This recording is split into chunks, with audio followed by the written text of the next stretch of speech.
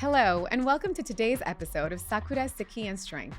I'm honored to be joined by Antoinette Aku Quarshie, who was born to a Grenadian mother and a Guinean father, raised between the UK, Grenada, Ghana, and the United States. Antoinette brings a truly global perspective to our conversation today. As Dean of Students at a New York independent school, Antoinette has dedicated over 30 years to working with young adolescents during those crucial identity-forming years. Her expertise extends beyond the classroom. She's collaborated with local educators to develop curriculum in Afghanistan, Kenya, Botswana, and South Africa, bringing her passion for global education everywhere. Given her own third culture background and deep experience with children navigating their formative middle school years, Antoinette is perfectly positioned to share insights on identity development, building resilience, and helping young people not just survive, but truly thrive during these pivotal moments of their lives. So Antoinette, welcome, and thank you so much for being here today. Well, thank you so much for having me here today. I'm thrilled that you took time out of your busy schedule, and I can't wait to get started. But first, given my little short blurb about all the different places you were raised in, I was wondering if you could talk a little bit about your childhood. My childhood is a very complex story of experiencing life in several different countries and learning how to quickly learn the codes within that country and transition and try to make friends and then have to pick myself up and start all over again. So my parents met in Edinburgh, Scotland. My father was studying actually to be a surgeon and my mother was studying to be a midwife, and they met at Edinburgh University. And so that is where they decided to at least start off life, raise children. My mother tells me that Scotland was a very cold place and it prompted her to want to move on and at least take her children to her home country for a few years, the warm and lovely island of Grenada.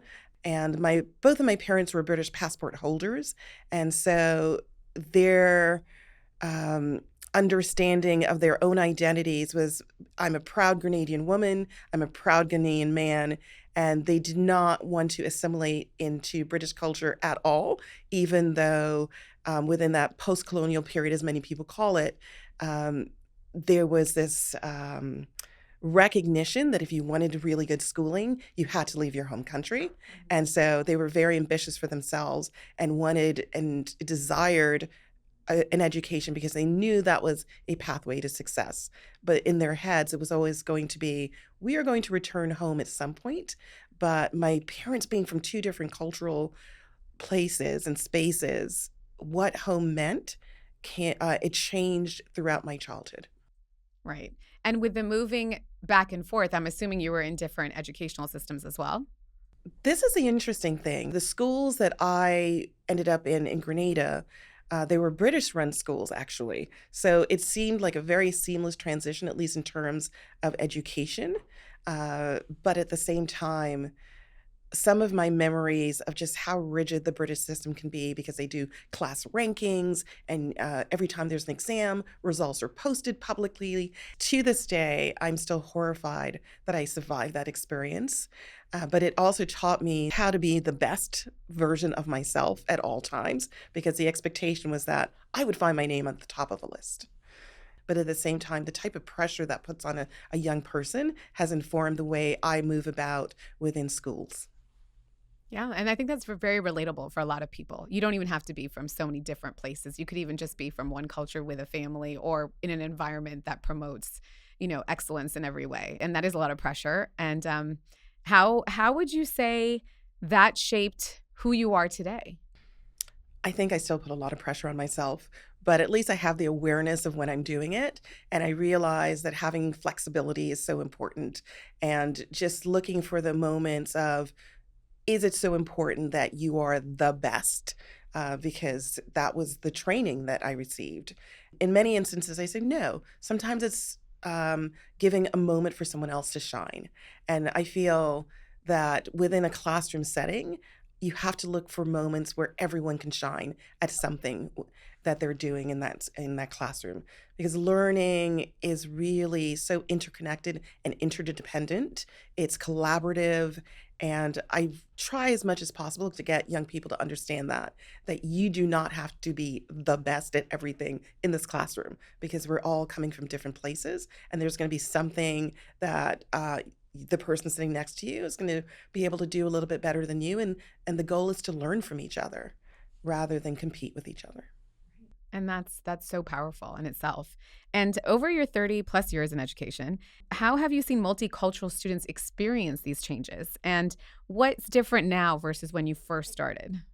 There's so many differences. One of the things I have recognized is that at the school where I am, we have a lot of students who have parents who are immigrants, and I recognize in the stories that they share about their families. I definitely believe in the power of storytelling, that the experience of immigration is one where I have to thrive in this new country. And in order to do so, that idea of making sure that I'm really well equipped in all aspects, and that idea of sacrificing everything to make sure that education is validated in the home, I see that in a lot of my students or in a lot of the families. But at the same time, I've seen a rise in the idea of credentials and the desire to make sure that I'm at the right school so that I can get into the right college or university, so that I can get the right job. And that is something that 20 years ago was not as profound as it is now. And so I try to think of ways in which we can ease the pressure, because pressure does not necessarily make you your best possible self. A little bit of pressure is always good, but when it's overwhelming, it becomes a burden that you're carrying through life. Right. And sometimes you can buckle under the pressure. And if it happens too young and too early, I feel like that really does impact how you live the rest of your life and how you deal with stressful situations. When did you first realize that your multicultural background was actually a superpower? I think my ability to just connect with people. We all have this desire to belong. We all have this desire to be loved. We all have this desire to have a friend. And so just moving around just taught me just very, very quickly, listen to the person in front of you and just see what connections you have between your story, their story, and just really look for those points of connection. It's all about just making sure you stay in the moment with someone, you listen to their story, you connect, you have those points of connections. And I feel like just keep an open heart and an open mind, and you're going to find those points of connection. Yeah. And I would even say smile. Yeah, that too. Sometimes just to smile gets people to relax, and then you can just even make a joke and then they'll laugh. Or I find my children get embarrassed. It happened last week where someone was literally blocking me from backing out, and I just said hello to the car next to me, which was made up of 4 or 5 people. I didn't know who they were, and they had this massive car, and I do remember looking over at them and smiling, and they just looked at me and smiled. And I'm like, this wouldn't happen if I had your car, because they were in a very large SUV, and they just got out of the car and they started pushing the cars back so I could get out. And the kids were like, "Mom, you're so embarrassing." I'm like, what, this is what you make it. You can make connections with people all the time. It doesn't have to be so powerful, but they just saw my smile. They saw me make a joke, probably knew I was a little bit stressed because I was stuck. And then they all got out to help me. And my husband actually looked over at the kids and said, "Don't you know, like, this is how your mom just talks and connects with people like this. Yes. That's who she is." I recognize so much of myself in the story that you just shared, and about the importance of vulnerability, because I've learned just from the way in which I grew up, it's important to be vulnerable, because hiding and not being myself did not work.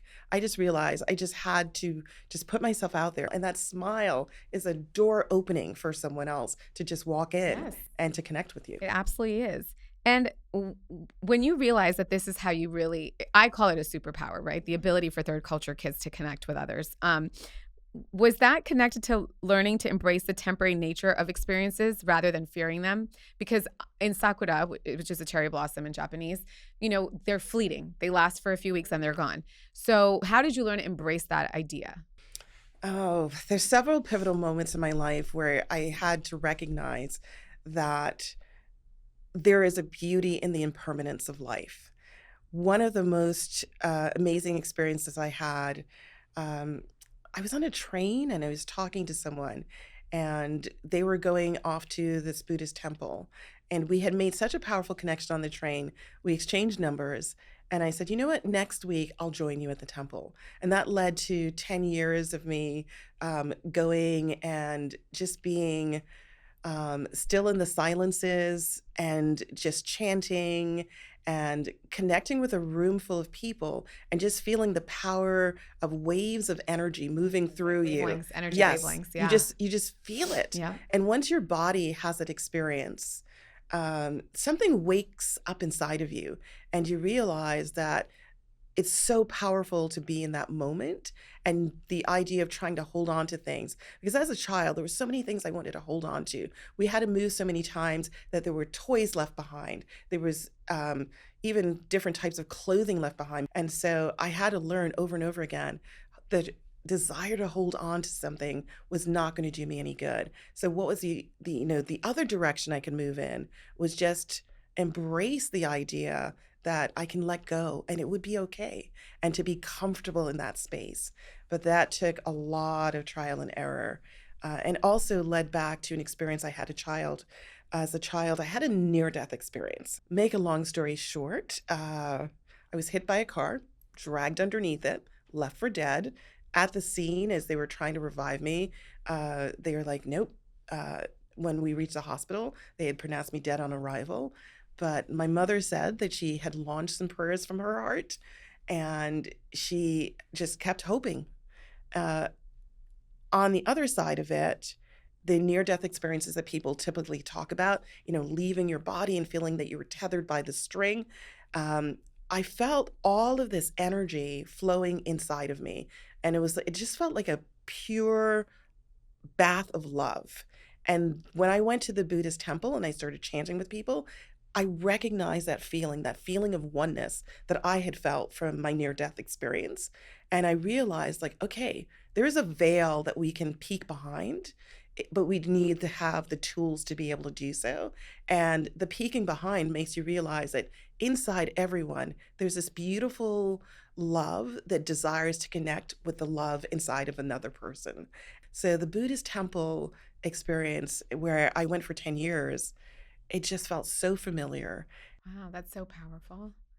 Thank you for sharing that. Yeah, I don't normally talk about this. No, but you are making it easy for me to talk about this. Oh, no. Well, it reminds me of an experience I had, which was I went to go see a healer from Brazil. It was the first time I remember I was waiting in line to be in front of his presence, and it was thousands of people. I mean, there were thousands all dressed in white. And I started to tear up and cry waiting in line to go see him. And I didn't know why, because I wasn't sad or happy. But the people who had been with him for many, many years said, oh, it's your body preparing to see him. It's cleansing itself for the energy to receive him and his healing powers, right?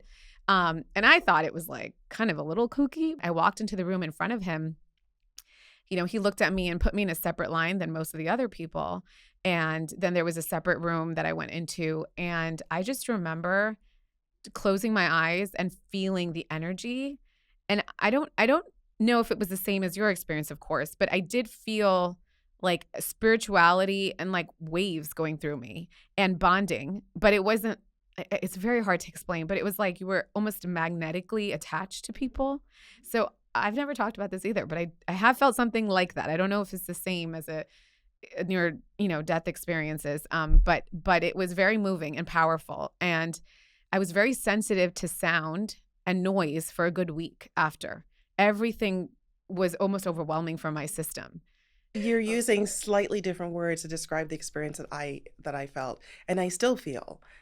Oftentimes when I meet someone that I know is going to be my friend for life, like there's something in their energy that just is like, okay, we are coming closer together. It's like, as you said, it's magnetic. You feel it.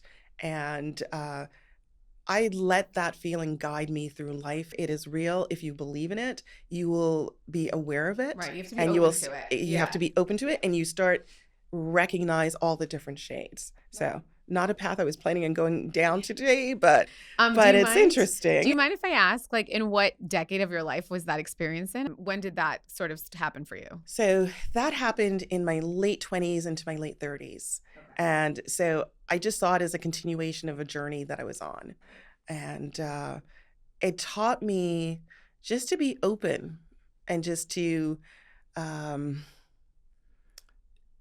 the not knowing can be a comfortable place to be. Yeah.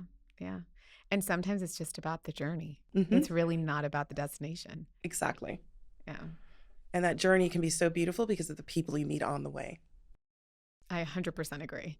So, Antoinette, how did your own third culture kid experience influence your decision to go into education, and especially working with middle school age children? My journey into education connects back to family history. On my mother's side, there was a small school in the Caribbean that's named actually after my grandfather. And my mother's side of the family had this habit before they went off to university. They all had to do a gap year before there was ever such a thing as a gap year. So they all had to take turns teaching in the school. So education was something that my mother's family valued. And my mother started noticing things within me. And when I was a younger person, and she said to me, "Listen, I've taught you to read. It's time for you to teach your younger brother how to read." So he was my first official student. And she started saying things to me like, "I notice that you really love being around children. And I see you teaching children all over the world." My mother would keep speaking life to my future self and just planting these seeds of ideas before they even became my own ideas because of things that she noticed about me and the way in which she saw me doing things. I spent a lot of time tutoring all throughout school, helping my friends, tutoring through college, and my mother knew that about me. So before I started putting things together, she recognized the fact that I was heading in the direction of being a teacher. So when I finished school, I decided to apply to teach at a very small school in New York. And my mother said, "That's fantastic. What else are you thinking about doing?" And I said, "Well, I've had some really great experiences working on French. I'm going to move to France and really perfect my French." Me too. I love French. My mother supported that idea. I moved to France. I had applied to this school, didn't give it a second thought. But then the summer is coming to an end, and I decided to call home and check in. And she said, "Oh, I'm so glad that you finally called. The school has been calling every day, wanting to know when are you coming back. They have a position to offer you. They want you to come back and start teaching." And I said, "Really?" I had no idea that they were trying to get in touch with me. This was the age before cell phones. And so I said, "Okay, I guess I will come back to New York." And haven't looked back since. I had a great experience teaching high school and middle school students, and I quickly discovered a love and passion for the messiness of the middle school students. I love their in-betweenness. I love their enthusiasm in the classroom. I love their expressiveness. The middle schoolers, whatever they were feeling that day, you saw it alive in your classroom. And I love that. I love the energy of it. I love the fun of it. And so I decided middle school is the place for me to be. Yeah. When you're talking about this story that your mom had you work with your brother, I'm just curious, are you the eldest daughter? I am the eldest daughter in I'm my the eldest family. daughter, and I have a sister and a brother, and I definitely can relate to that responsibility, the sense of Yes. responsibility. Yeah, so I'm not the firstborn, but the eldest daughter. So I have a brother who precedes me. But in fact, my middle name, Aku, talks about the fact that I'm the first daughter in my family, and I was born on a Wednesday. And I have a sister who follows me, who is a Kuvi, because she's the second daughter born on a Wednesday. And is that your Guinean culture or your? That's the Ghanaian culture. Yeah. The day of the week in which you're born is important in Ghanaian culture. It connects you back to ancestors, to your destiny, to where the path that you're walking in life, or so the belief is. Yeah. And so within all the 5 Ghanaian languages, there are different names for the day of the week. So I sometimes jokingly say to my friends that they can call me Wednesday because that is, yeah. Thinking of Adam's Family right now. Exactly. So that when I saw that TV show, I was like, oh, I'm a Wednesday too. So, but on a serious note, there's all these rituals that you go through in Ghanaian culture. So for instance, when you're born, you're supposed to save the afterbirth. They bury it underneath a big tree, usually a baobab tree, because that tree is seen as a tree that represents strength and wisdom. And in my travels, what I found out about the baobab trees, which are actually not really trees. Is it called like the tree of life? Yes, because they can be called that as well. We see that here in the U.S. quite often in like necklaces and. Exactly. Right. So the idea behind this tree, you plant it, 70 years after you plant the tree typically is when the fruit first comes to the tree. So you're always planting that tree for future generations. You never see the fruit from the tree. And then there's a Ghanaian proverb that says wisdom is a tree, referring to that big baobab tree. One man's arm cannot embrace it. So the idea, it takes a whole circle of villagers to come around the tree and circle around it. And I was really struck by that proverb. So that idea Wow. that the soil that is there has seen a lot, because your afterbirth gets buried underneath the tree. And then later on in life, when you finally pass away, clippings from your nails and your hair then get Go buried into in the the same, tree. yeah, buried in the same Ah, spot. So yeah. that circle of You're life going is back to complete. nature and you're going back. Yes. Yeah. And the idea that we are feeding that wisdom tree, you know. That's So beautiful. it's a powerful That's thing very to think about. powerful. Yeah. And meaningful for generations. And I completely understand why in so many African cultures, there is such an attachment to the roots of the land of where you're from, right? And the people you're from. There's so much pride in that. So I wanted to go back to the middle school question a little bit. Sure. So, middle schoolers, at least for me, and I will say for the children that I know in middle school, it seems to be a tough time for identity formation in general. So, how do you help students who are navigating multiple cultures on top of already going through typical adolescent challenges? Right. Middle school is all about navigating that in-betweenness, because you're not quite the young child, because you can do so many things for yourself. You're getting your first taste of real independence as you're trying to assert who you are, to assert your identity. And you're not quite that young adult yet. And so that idea of being in this liminal space, that I like to call it, and learning to be comfortable in this space where you are always in the process of becoming. You're neither one thing nor another thing, right? And so just getting young people to be aware that it's okay to be in that space, that you don't have to have all the answers. It's the idea is to search and discover, find out different things about yourself, see what things spark your interest. What are you starting to get passionate about? What are some of the things that's, calling your attention, and to pay attention to those things. The rest of the story is going to be told anyway, but just start paying attention to the things that really interest you. And I think that's really important. It doesn't matter where in the world you are, that middle school age can be just so messy, because so many things happen. You start sometimes disagreeing with your parents openly for the first time. And that is a testing of boundaries. There's so many boundaries that get tested.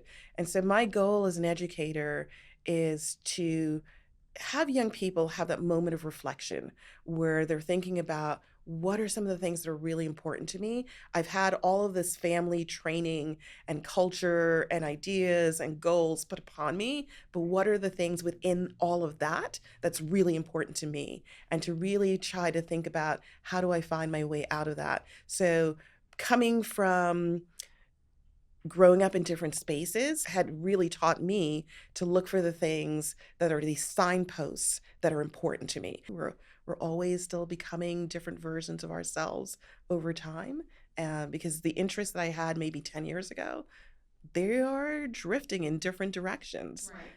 So, And is there, just given your experience, is there a toolkit you would say you use when you're dealing with children around this age? yeah, one of the things that I really keep in my toolkit is the idea of deep listening, because everyone has a story. And the thing about middle schoolers is that they're going to be the protagonist of their story, but that you also, I feel my role as an educator is to get them to realize that there are other people connected to your story, and their points of view is also important to hear and to listen, because we need to make sure that we see ourselves from many different sides. Of course, the way in which you move about in the world and the way in which you see yourself is ultimately the most important view, but to be aware that there is a village supporting you. There is a village that has gone into helping you to become the person that you are. So you need to listen to the voices of those villagers. That was a lesson that I learned from being in Ghana, is that those voices of the villagers are so important. And so getting young people to recognize that, even though that they they feel like, well, my parents don't understand me, but your parents still have something to say. Right. The fact that you're even questioning them means they've given you that ability to question. And so keep open to the voices and engage in deep listening, listen to the people around you. I feel all of those things are important. So, Antoinette, in your role as dean, you probably see kids at some of their most vulnerable moments. So, what does resilience actually look like in a 12 or 13, 14-year-old? Resilience is the ability to pick yourself up and keep going. And that is often the hardest lesson to teach a young person is that, okay, so you've had this setback. That does not define you. I always try to remind young people that we are so much more than any mistake we'll ever make. We are multitudes, and to hold on to the fact that we are complex. And so if you make a mistake, you can pick yourself up and you can learn from that mistake. That's the whole way to live your life, is to just stay in that moment of learning. What did that mistake teach you? It doesn't define you. What defines you is if you're going to give up.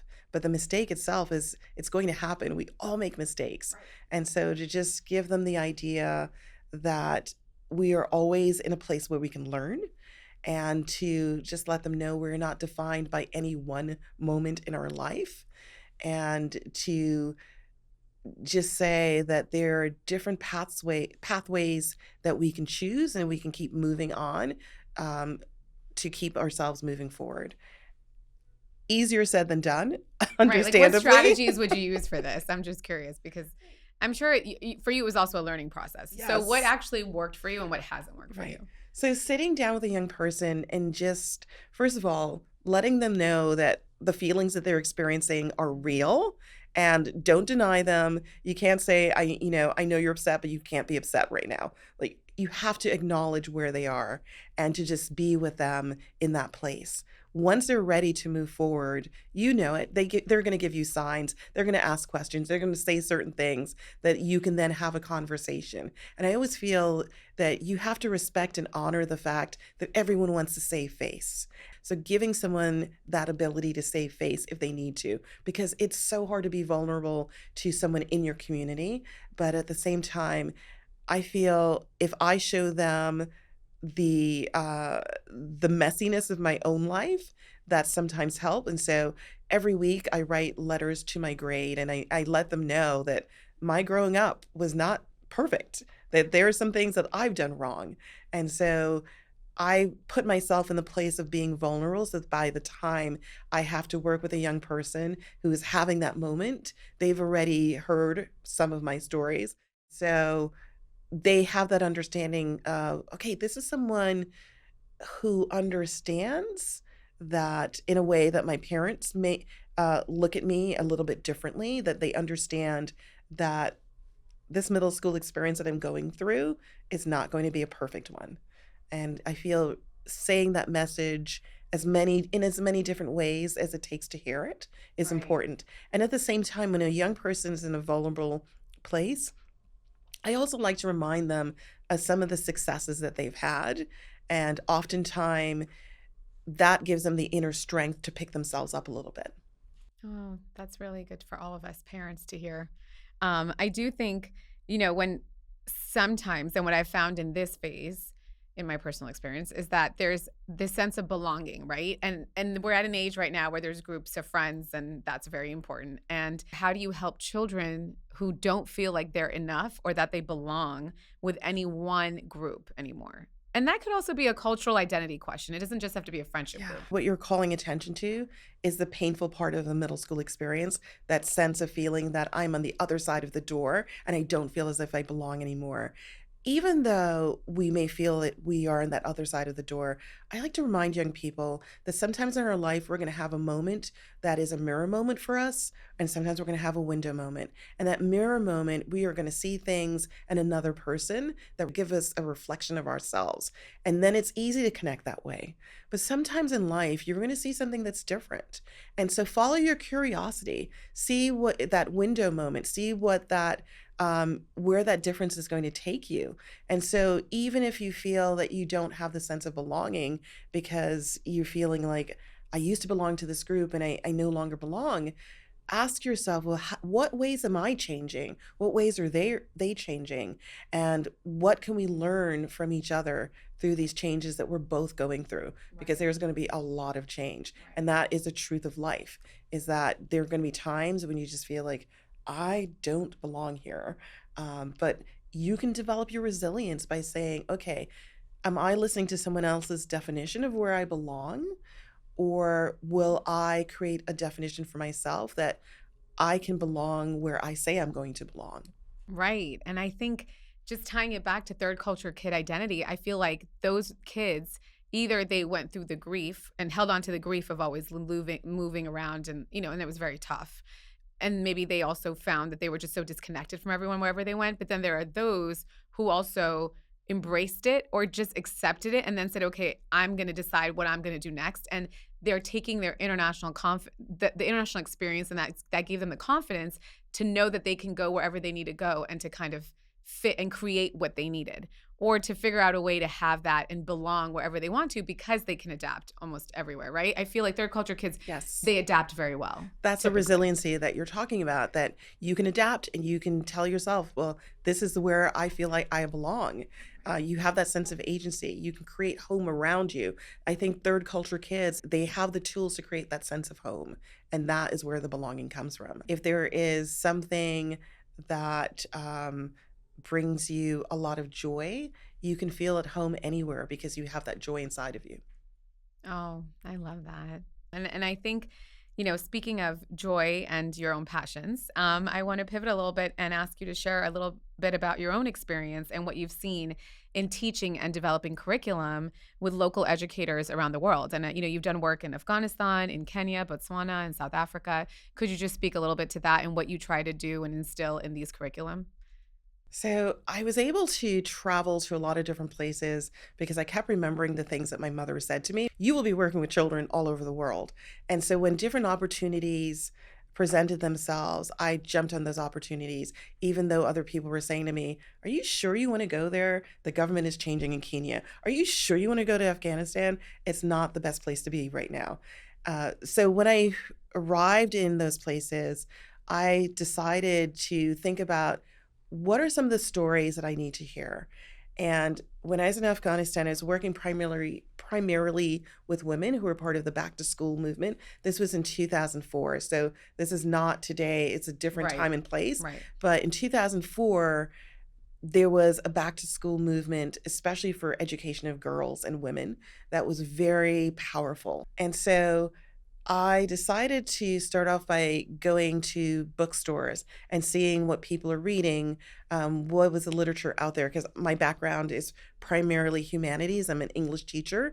And so I found these wonderful collections of Afghan women poetry. And then I was also at a gallery opening of beautiful photography exhibit where it was a man who had left Afghanistan for a period of time and then came back.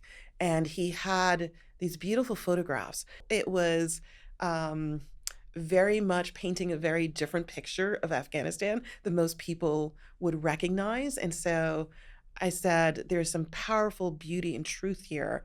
And let's use this as a way of letting girls know that they also have strength, they also have a voice. And in the Mhm. same way that these poems are about strength and beauty, their education can keep moving forward. There is a sadness within me because of when I see how the country has moved away from education. But at least for that moment in time, while I was there, I learned a lot from the beauty of the poetry that I was working with and the beauty of the photographs of telling a story of coming home. And so when I had other opportunities to move around to different parts of the world during my summer holidays, I jumped on them.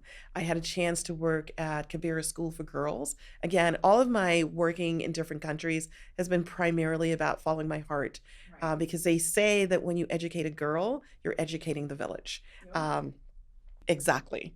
Yeah. Uh, because we are just socialized to take what we have and share it with others.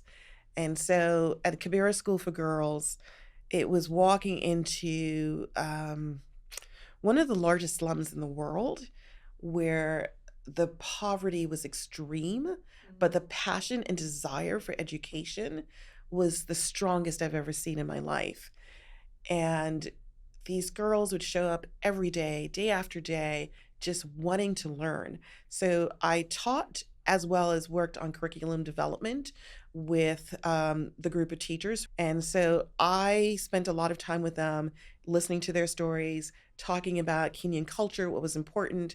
Then I found that we had this point of intersection in terms of how British culture impacted Kenya over the years. Yes. And so we started thinking about what that meant to a national identity, a cultural identity, a personal identity.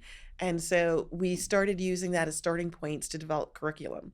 Um, so in all of those places, I was able to learn a lot about how to be in the world. My next question, and I guess it's a little bit more thought provoking, is how do you teach students that temporary doesn't mean less valuable? And whether it's a friendship, a living situation, or even a phase of their identity exploration? That is a brilliant question because I am still wrestling that with that in my own life, the idea of just because it's temporary, it isn't less valuable.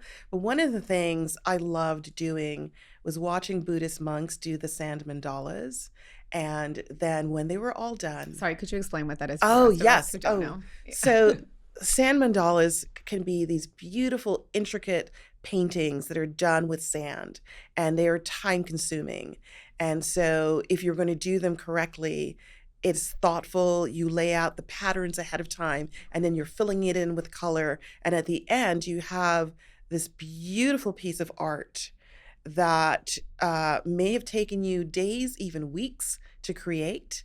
And then in a moment, you brush it all away. And so it made me realize that the process of creating is as beautiful as the finished product.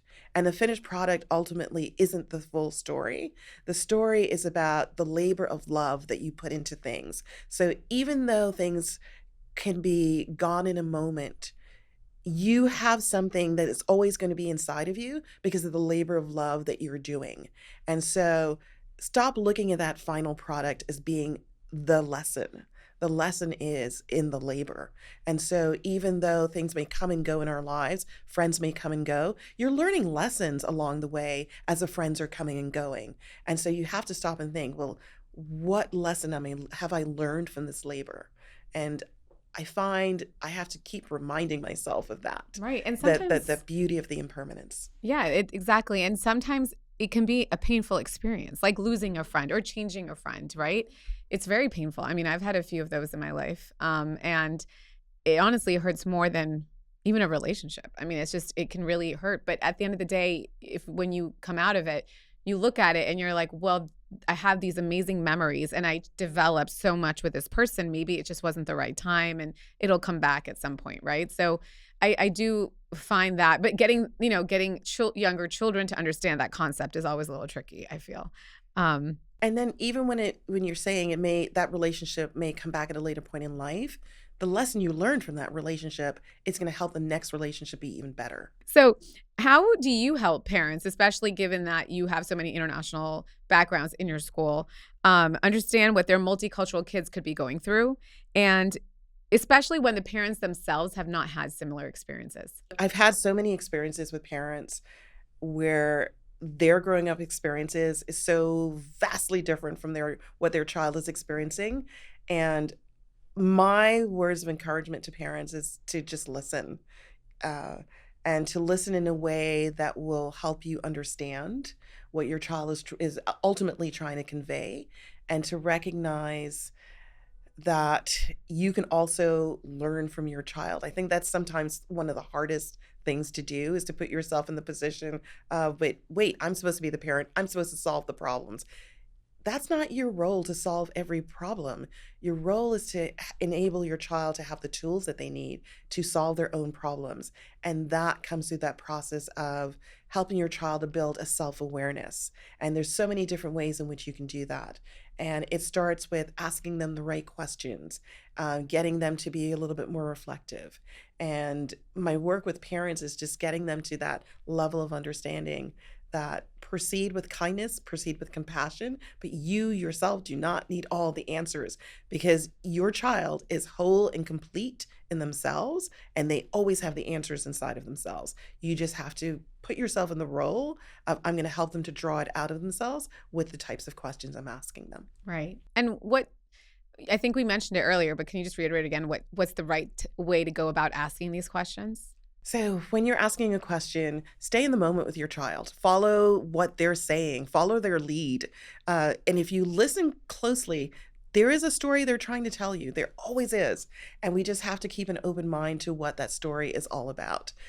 And so, just be patient and give your child the understanding that you're always there ready to listen, and your habits and the way in which you listen will help them to understand that you are there and available for them. And I Right. think that's the biggest gift you can Right. give They to want to know anyone. that there's still a safety net, that they have the Exactly. freedom to push off, but they still want to Exactly. know you're there and they're still tethered to you if they need you. But I think I can see that they do want their independence. They do want to be able to stand on their own 2 feet, but they want to know that in case something happens, they're there. And I do think, just leading back to the third culture kid I experienced for me, I think the reason why I was able, well, I don't think I know, the reason why I was able to take the opportunities that came my way in my 20s and in my younger years too, were because I knew no matter what, if I ever faltered, I always had that safety net. And it wasn't financial. I mean, I did have a financial one as well, but more than that, it was emotional. I just knew that,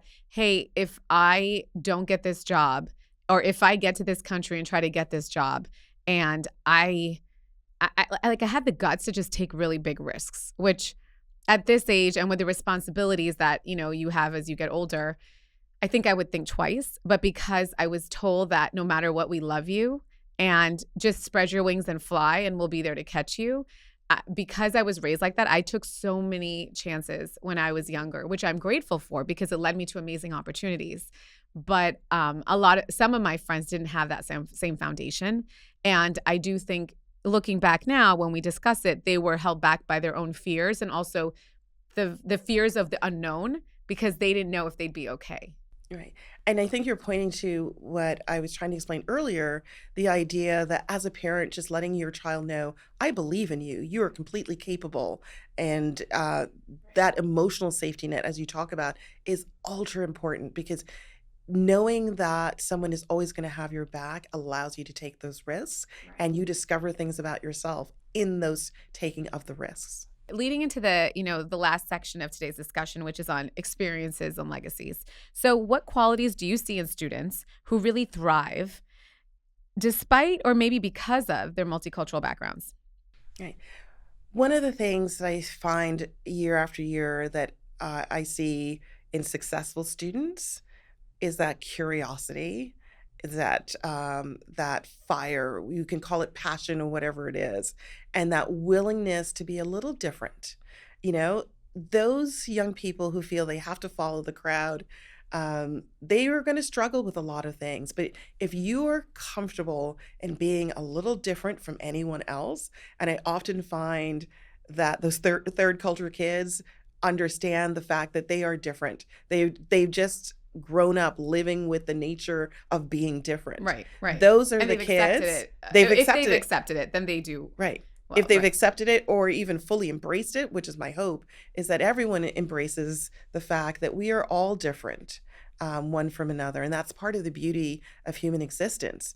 But to get to that moment where you are willing to have some fire inside of you, you're willing to be curious, you're willing to accept and be comfortable in the difference, those are the young people who I see year after year are the ones who thrive. What's the most important lesson you've learned about helping young people find their strengths? I have learned I have to follow their lead, to be quite honest.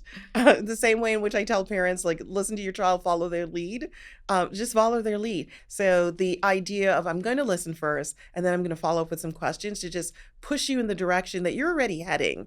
And so that you can think about, well, what does that mean if I follow in this direction? Right. And so that developing that curiosity, developing that passion, keeping that fire going, I think is so important. Yeah. And young people have taught me how at any age we can keep doing that for ourselves. And the importance, what you said earlier too, about listening, but not assuming and not bringing in what you already kind of think you know, but actually just letting them lead the conversation. I think that's really powerful for so many of us. And so this is my last question for today. If you could sit down with your younger self, what is the one thing you would tell her? I would tell my younger self, live fearlessly. Just to be bold. Don't be afraid of taking up too much airspace. I think my younger self was initially a little bit cautious and a little too concerned about what other people are going to think. And so just to live fearlessly, I would want my younger self to have the strength and to have the courage to do that. Well, thank you so much for being here today. It's been such a privilege. I think we've all learned so much. I can't wait for everyone to hear what all you have to say. And I hope we get to do this again. Thank you so much. And thank you to all of you for listening. See you next week.